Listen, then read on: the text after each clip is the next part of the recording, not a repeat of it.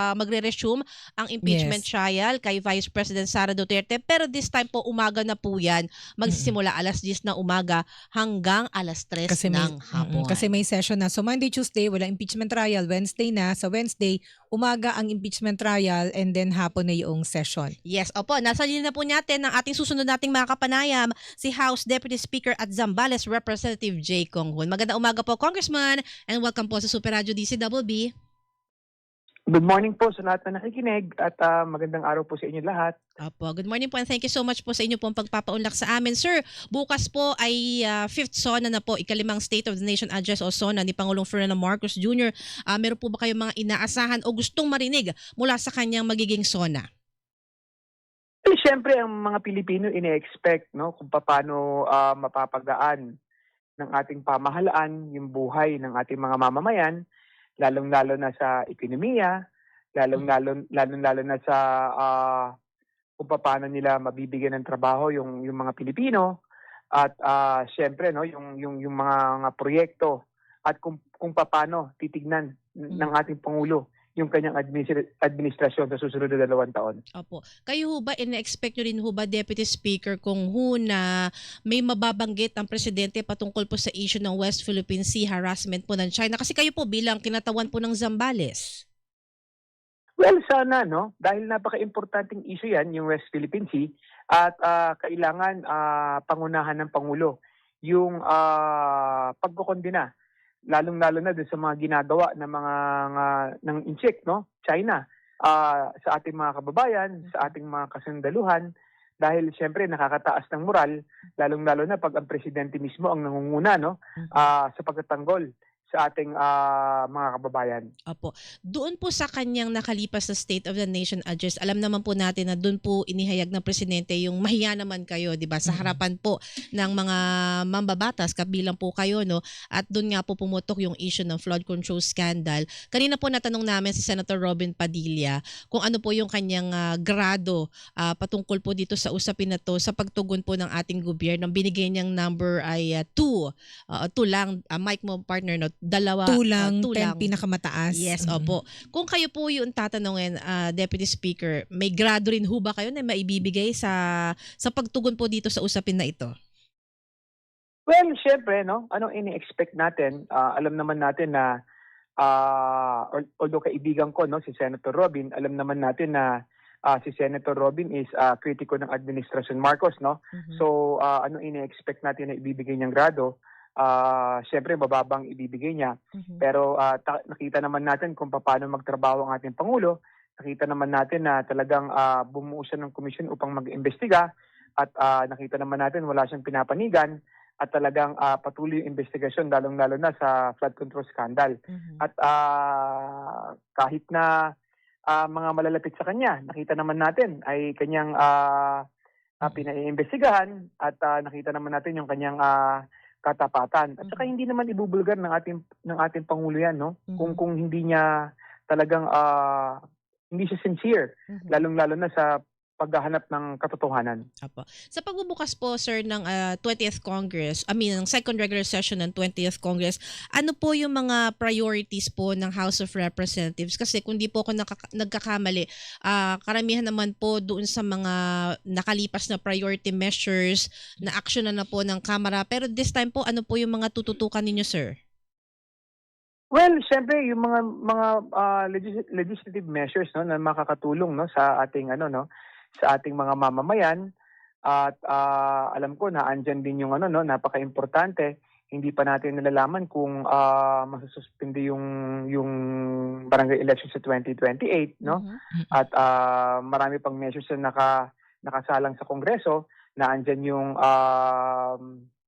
bill kung paano matutugunan yung tulong sa agrikultura, sa ating ekonomiya. So, dire-diretso lang yung trabaho ng Kongreso, lalong-lalo sa paggawa ng batas. Ako ang tanong ko po, stable po ba ang leadership ni Speaker Bogie D? Kasi pagka nagbabakasyon ng Congress, 'di ba? Ang May Senado, mga ang Kamara, ugong-ugong, nagkakaugong po. Oo. So, kumusta po ang liderato ni Speaker D?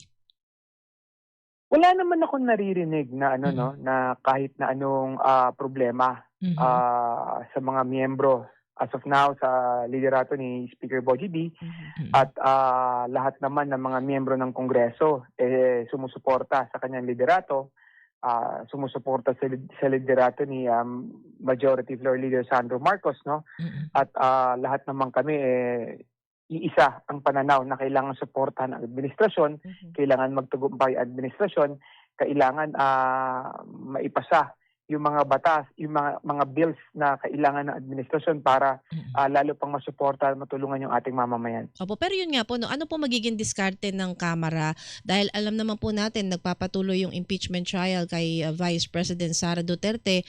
Ang Kamara po magiging busy rin bukod sa iba pang mga legislative priorities. Magiging busy rin po kasi kayo sa budget hearings. Once na ipadala po ng executive yung National Expenditure Program, by August, in-expect po natin, aarangkada na po dyan yung budget hearings. Opo. Hello? Opo. Yes. Opo. Well, marami naman nagtatrabaho. Lalong-lalo na sa Kongreso, mga kasama natin, may mga naka-assign sa impeachment, may mga naka-assign sa pagre-revisa ng budget, may mga naka-assign sa legislative work, no? So, diretso lang 'yan. May mga teams naman na naka-assign sa bawat trabaho ng Kamara. Opo. Tulad tayo, no? Isa tayo sa naka-assign sa impeachment, no? So, araw-araw nagpupunta tayo sa Senado upang tignan na maayos, no, yung flow ng impeachment. Mhm. At bilang Deputy Speaker, makikialam din tayo sa pagdiribisa ng budget dahil isa rin sa trabaho ng Deputy Speaker is tignan at siguraduhin na maayos yung yung flow Opo.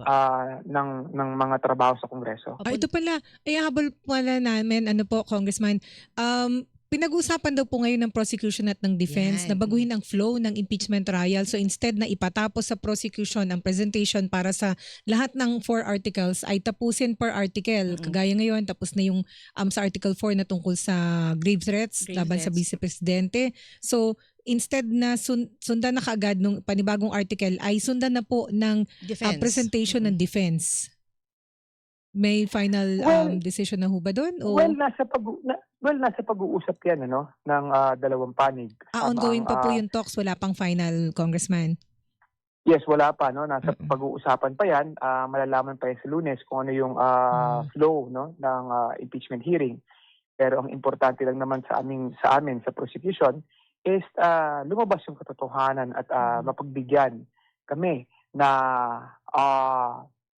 mailahad kung ano yung totoong kwento at talagang maipakita na totoong may pagkakasala ang ating vice-presidente. Opo, ako last question na lang po kasi kanina po sabi po ni Senator Robin Padilla na ninindigan siya dun sa kanyang pahayag na one-sided ang prosecution.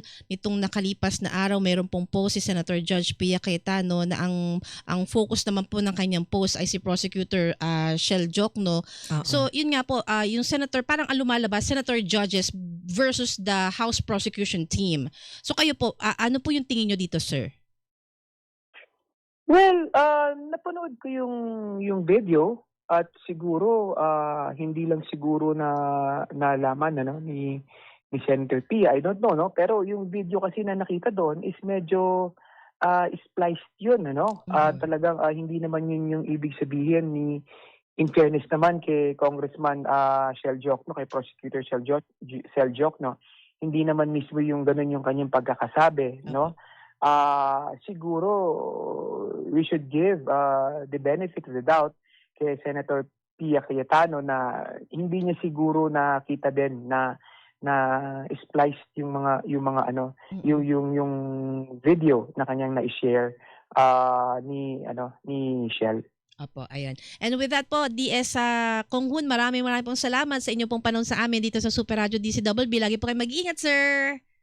Thank you. Maraming salamat po. Okay, yan po si House Deputy Speaker at Zambales Representative J. Kong Hoon. O siya. bago Papaano na. na tayo? Opo, maraming salamat po dun sa ating mga nakapanayam sina Senators J.V. Ejercito at Robin Padilla at si Congressman J. Kong Hoon. Opo, bukas po mga kapuso, special coverage ng DCWB sa SONA ng Pangulo. Yes, Ayan. SONA